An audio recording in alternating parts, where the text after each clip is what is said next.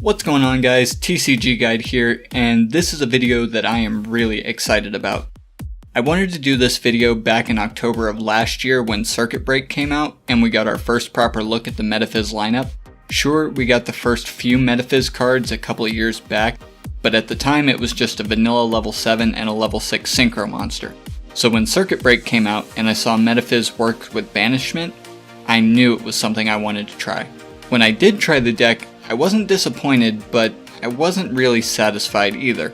Yeah, it was great being able to banish pretty much everything that stood in my way, but that wasn't quite what I was hoping it'd be. But now that we have Cybernetic Horizon, Metaphys are a whole nother monsters.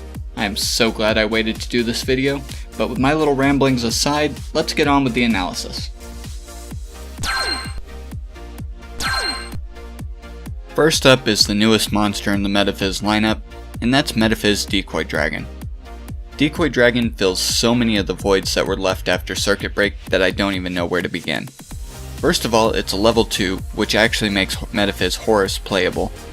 It's also a pendulum monster, so it fills an additional role for Horus, and it works as extra support when you need it. Speaking of its support, while it's in the pendulum zone, when one of your monsters gets targeted for an attack, you can target one of your Metaphys monsters that's banished or in the grave, banish Decoy Dragon, and special summon the targeted Metaphys in attack position. As you'll see in a little bit, this has amazing synergy with the rest of the Metaphys lineup, letting you out pretty much whatever's in your way. The only real problem with this effect is that it doesn't banish the Metaphys monster it summons, which would let you continue with your strategy. Overall though, this is a great effect. Now, how about its monster effect? It's exactly the same. The only difference here is there's an extra little effect that triggers the standby phase after it's banished, and that lets you special summon it to recycle the effect next turn. Honestly though, it isn't the best Metaphys monster, but it does make the deck a lot more consistent, running at least 2 if not 3. Next up is Metaphys Ragnarok. For a while, Ragnarok was the only Metaphys monster that could be normal summoned without tributing, and even now that Decoy Dragon is out, Ragnarok is still the go-to normal summon for Metaphys. It's a level 4 tuner, so that in and of itself is pretty great, letting you go for rank 4s and level 8 synchros. But that's just its utility options. Ragnarok's main uses come from its effects. For starters, when it's normal or special summoned, you can banish the top 3 cards of your deck, and for each Metaphys card banished, it gains 300 attack, enough to boost it up to a solid 2400.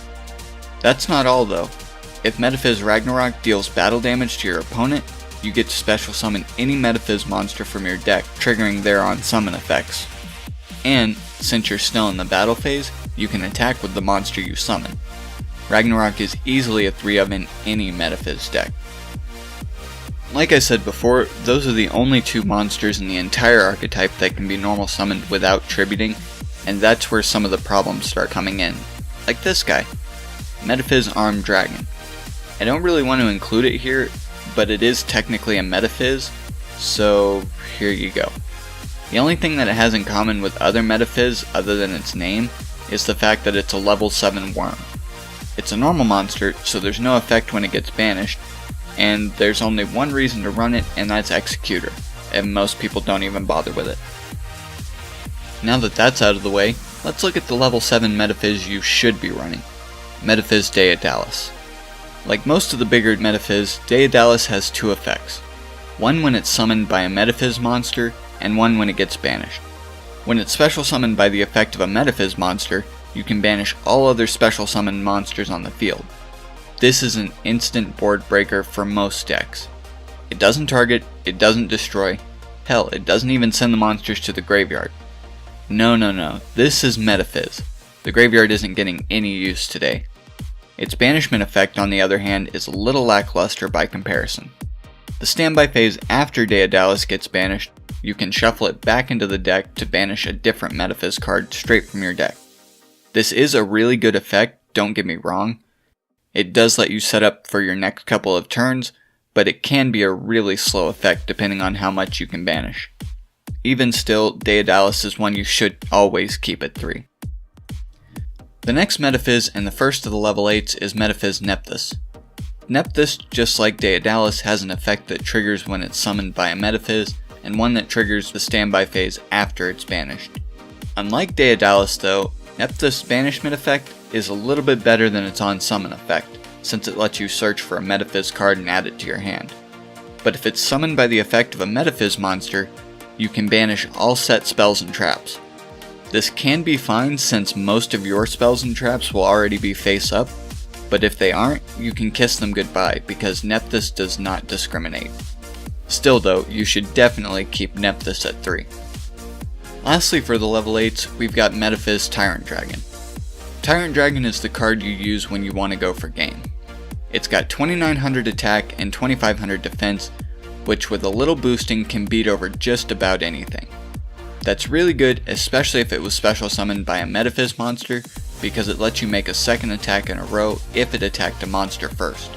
It's also unaffected by trap effects if summoned by a Metaphys, but when will that ever come into play? But, like all Metaphys, Tyrant Dragon has an effect when it gets banished too. The standby phase after Tyrant Dragon gets banished, you can shuffle it back into the deck and special summon a Metaphys monster from your hand, but banish it at the end phase of the next turn. Now, even though you can use Metaphys Tyrant Dragon to summon another one from your hand, you almost never want to see it in your hand. There are ways to get rid of it, but there's almost always something better you could have. And since there's a decent amount of drawing and searching this deck can do, when you need it, you should be able to get it pretty easy. With that in mind, I wouldn't run Metaphys Tyrant Dragon at more than 2, but you definitely do want to have it in the deck.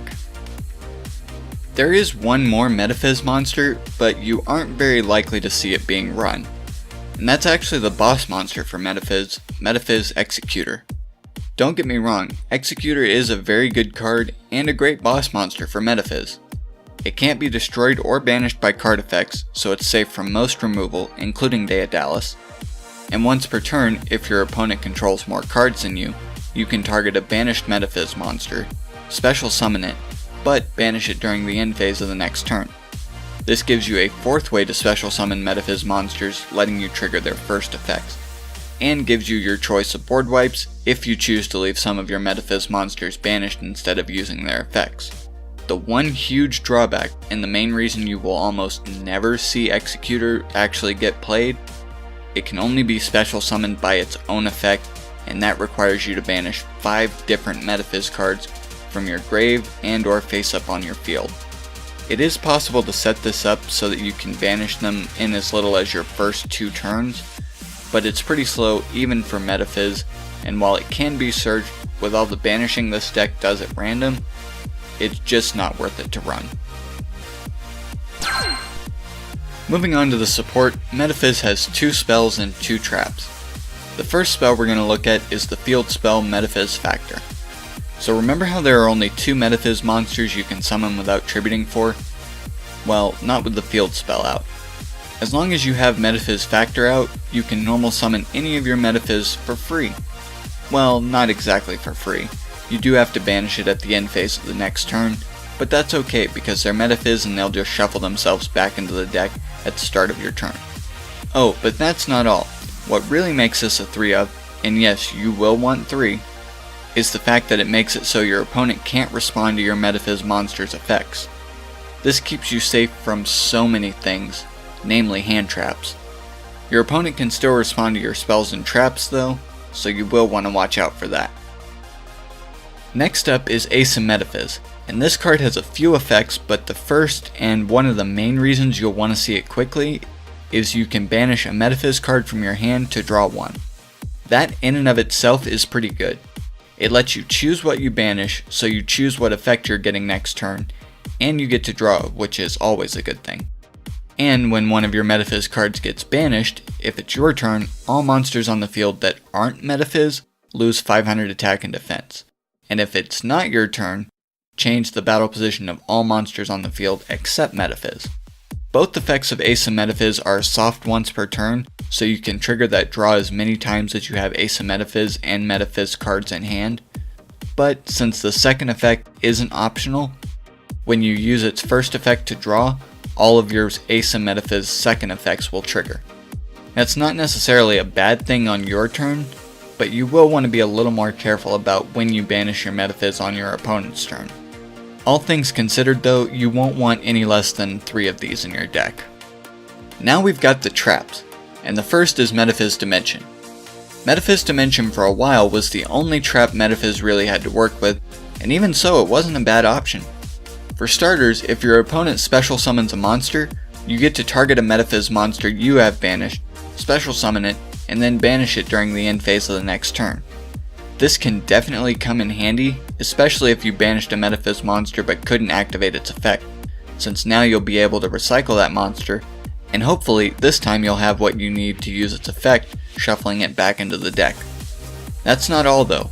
This also works with Ace of Metaphys, letting you trigger Dimension's second effect, which will let you target and banish one of your opponent's cards. This does target though, so you won't be getting rid of everything with it, but it does work on board load, so keep that in mind. Finishing off the main deck, we have Metaphys Ascension. This is the card Metaphys needed all along. Not only do you get its on-field effect, which gets you a draw and sets up a Metaphys banishment effect, but if you've got Ace of Metaphys out, you can also get a draw and a search by banishing Ascension for the cost of Ace of Metaphys. Now the first effect, you do have to discard a Metaphys card to activate, which can help you set up for Executor, but again, I really wouldn't run it. And you can always use Decoy Dragon to get your card back if you discarded a Metaphys monster to activate it, so it's win-win. This is probably the best support Metaphys could have asked for, and with that in mind, I say keep it at 3. Metaphys does actually have one extra deck monster too, and that's Metaphys Horus. Up until Cybernetic Horizon, it was literally unplayable in Metaphys without finding a level 2 non-tuner to slide in, and even then it really wasn't worth it. Now that we have Decoy Dragon, there's an easy way to get Horus out, and since Decoy Dragon is a pendulum effect monster, you get to activate Horus's last 2 effects, letting you target a face-up card on the field and negate its effects, and making your opponent choose a monster they control for you to take control of. These are both pretty good effects, especially the effect it gets from effect monsters, since it lets you negate a card on the field's effects, and that can actually help you get around quite a bit, but it does limit your options by targeting. The Pendulum monster effect isn't quite as good as it seems since your opponent chooses the monster for you to take. Sure, if they invested their entire turn into getting one big boss monster out, then you're fine, but if they have any other smaller monsters, you could end up getting screwed. That about wraps up Metaphys and their support, but as you know, I always like to give you guys a few more ideas of cards you can run alongside the main archetype cards, and Metaphys has some very interesting options since they revolve around being banished. For starters, Gold Sark is an instant play starter since it lets you banish a card straight from the deck. Not a whole lot to say about this one, but you'll more than likely run 3, and since it banishes a card from the deck, you might also want to consider getting a Necroface or 2, since when it gets banished, each player banishes the top 5 cards of their deck, potentially starting even more plays for you. And even though this deck has 6 draw cards and 6 searchers, you might want to add in some extra draw power. I know some of you out there are thinking Pot of Desires would be an amazing choice in this deck since it banishes 10 cards at cost, but unfortunately since it banishes them face down, any Metaphys cards you banish with it won't be able to use their effects. But there are 2 other good draw cards to consider, Trade-In and Sacred Sword of the 7 Stars. Trade-In is the better option here since you'll be running 5 or 6 level 8s. Sacred Sword is really interesting though since it banishes at cost, letting you activate your Metaphys monster's effects. Since it has to be a level 7 monster though, that limits you to Daedalus and Armed Dragon, with only Daedalus actually doing anything when it gets banished. There is an easy way to put those level 8s you discarded to good use though. Actually, there are 2. Dimensional Fissure and Macrocosmos both make sure that your Metaphys monsters don't ever have to go to the grave. And since they work on your opponent too, they'll have to play around them before they can really do anything. Unfortunately though, both of these cards are limited, so that means 1 each, and you'll definitely want both of them in your deck.